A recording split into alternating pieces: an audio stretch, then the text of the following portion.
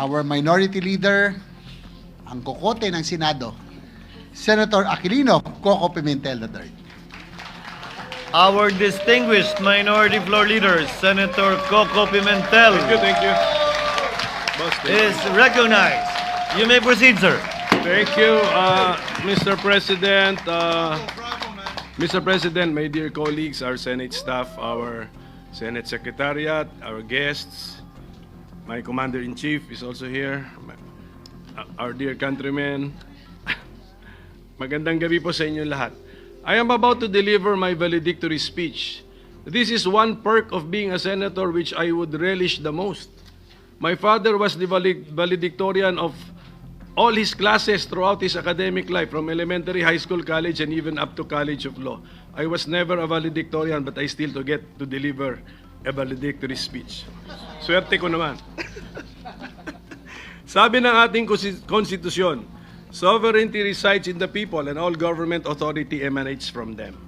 I have been blessed by God and the Filipino people with the opportunity to hold a high government position. These 13 plus years I have spent as a senator in the service of the Filipino people have been the most fulfilling years of my life. This is an opportunity and an experience not given to many. I am very grateful to the universe for this. Who would have predicted or who would have thought that this would happen to an introvert person like me?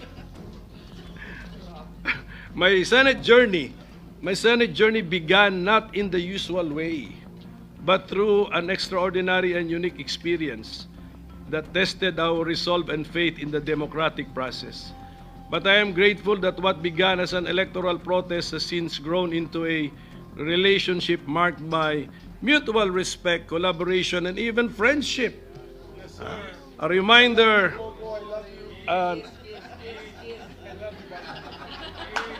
kumpare pa.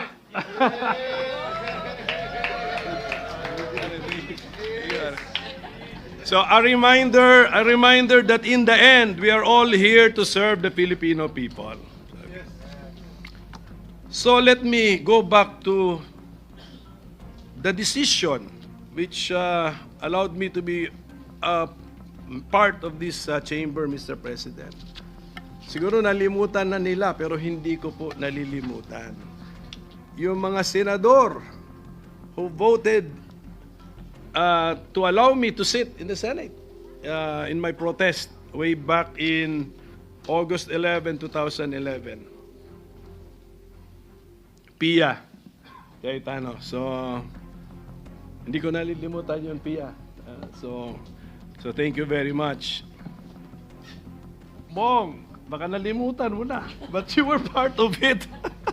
Thank you very much, Bong. And of course, returning Senator Kiko Pangilinan and former Senator Greg Onasan and Sonny Trillanes, and also Lito Lapid was a member of the set. And I just want to make it of record, Mr. President, the justices from the Supreme Court who made possible my stint as a senator, then Senior Associate Justice, the chairman of the set, Antonio Carpio, Associate Justice Teresita Leonardo de Castro, and Associate Justice Arturo Brion.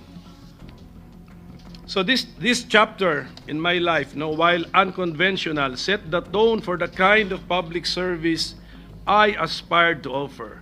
One rooted in truth and justice, constitutionalism, rule of law, and the unwavering dedication to serve the people's interest.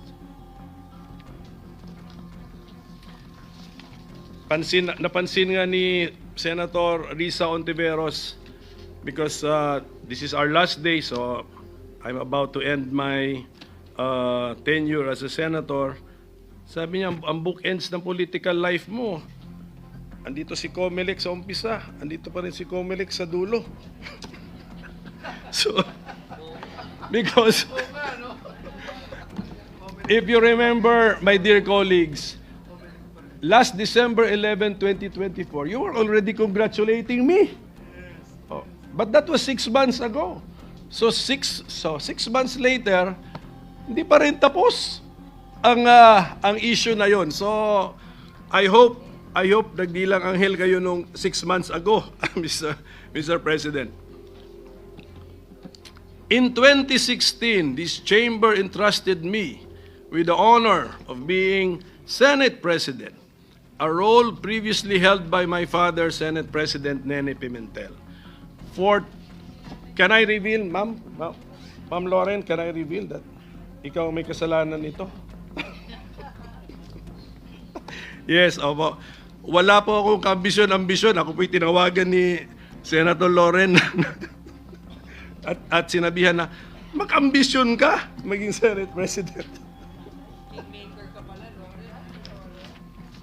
Okay, so for 22 months, I endeavored to uphold my vision of a Philippine society which is just and fair, which saves and shares, scientific, peaceful, educated, healthy, democratic, and which is most of all happy and free with overflowing love of God and country.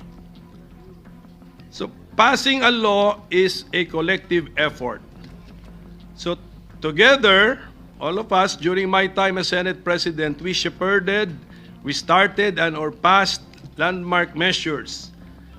Free tuition, free irrigation, the wage increases for public servants, the doubling of the base pay of military and uniform personnel, free public Wi-Fi, and extended the validity of passports and driver's licenses, care of Senator Grace po.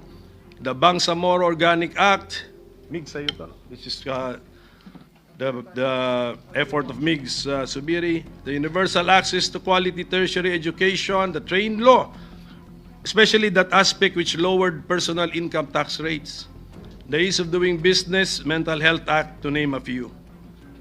I would also like to thank all of you for helping me pass and/or for designating me to be the sponsor or co-sponsor of many other laws involving creation of courts, the NBI Modernization Act, the Estate Tax Amnesty Law, the Retail Trade Liberalization Amendments, the creation of the Department of Migrant Workers, sa'yo to, Joel, the Creative Industries Development Act and the Centenarians Act, both laws with the help of IME, the Government Procurement Reform Act, the Archipelagic Sea Lanes Act with the help of TOL, among others.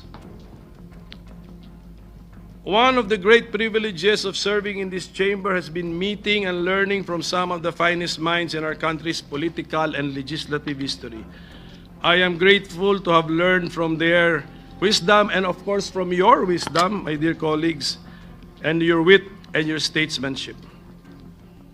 My time as minority leader has been most fulfilling too. I have learned a lot having been forced to read almost all of your bills. Totoo. Pero hindi kaya. Kaya I said almost all. So I thank my compatriot in the minority of two, Senator Risa Hontiveros, for electing me as the minority leader. Ganun kasimple yung aming eleksyon, actually, Mr. President. So, iwan ko na lang po sa inyo bilang pakiusap ko ang mga panukalang batas na na-file ko na sumasalamin sa aking mga personal na advokasya. Kabilang dito ang pagtatag ng ospital para sa mga senior citizens. Saan si Senator Bongo? Sana pansinin naman niya ito. Ang modernisasyon ng Philippine Orthopedic Hospital. Ito, pag-isipan niyo po ito na mabuti, ang pagbuwag ng travel tax. Because, nasa Constitution kasi that we have the right to travel, so we do not tax a right. At ang integrasyon ng computer programming sa basic education curriculum. Sinusulong ko rin ang reforma sa People's Initiative and Referendum Act, pakitingin na lang po.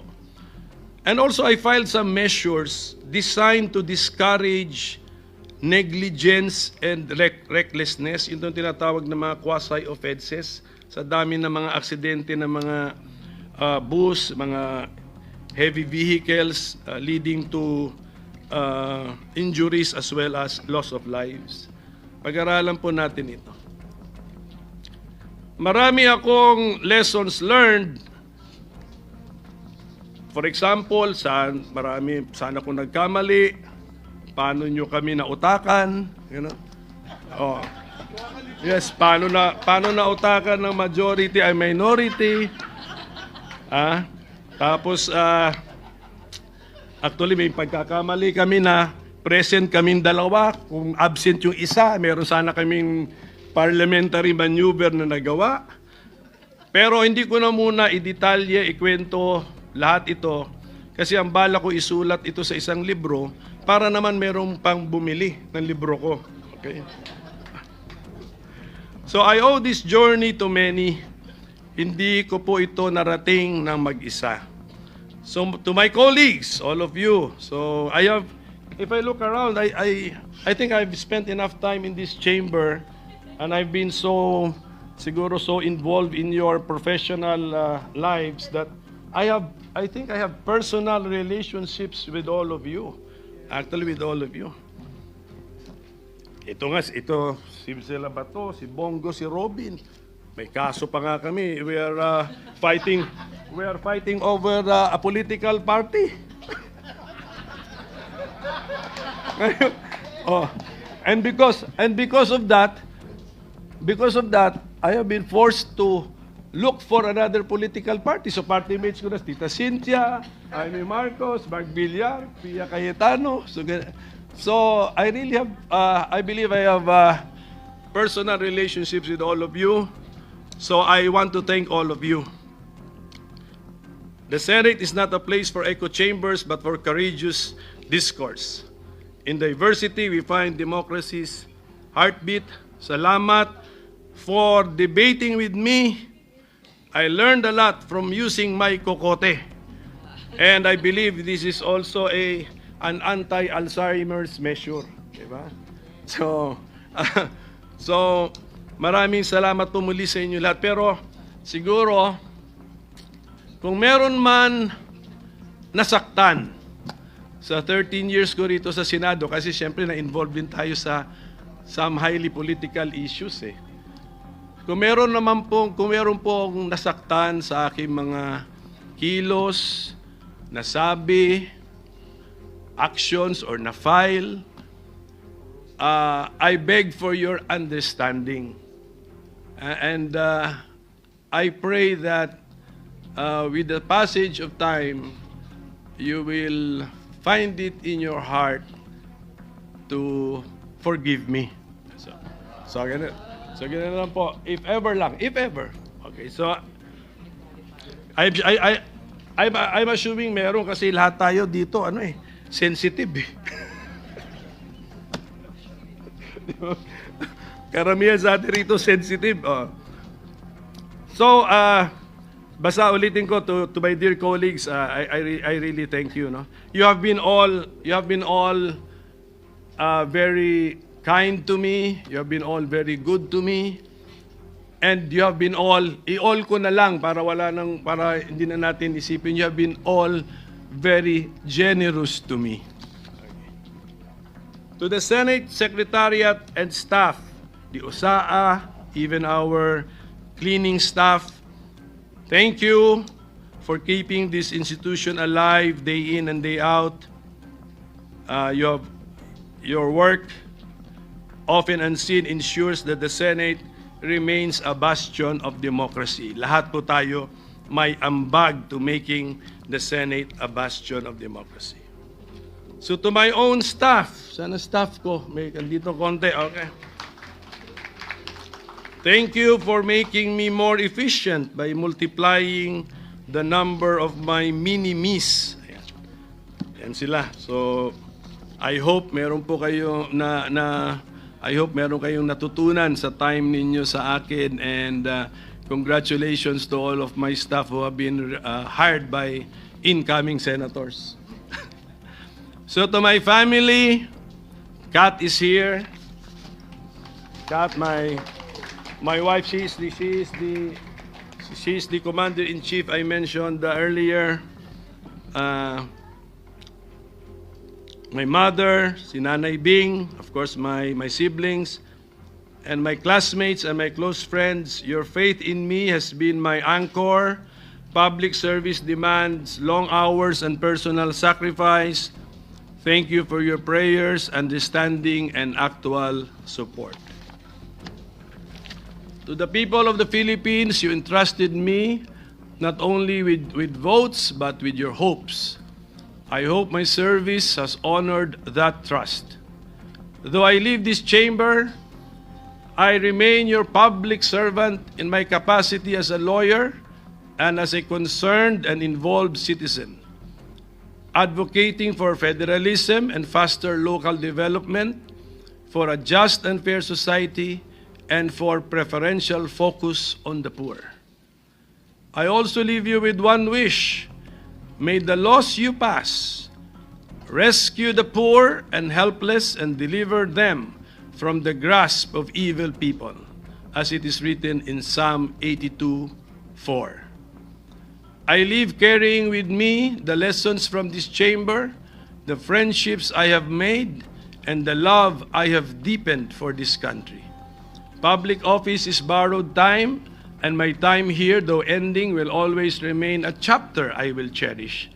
It has been the honor of my life to serve you as Senator of the Republic of the Philippines. Maraming salamat po sa sambayanang Pilipinas. Thank you, Senator Pimentel. Duly noted and entered into the record. Session is suspended.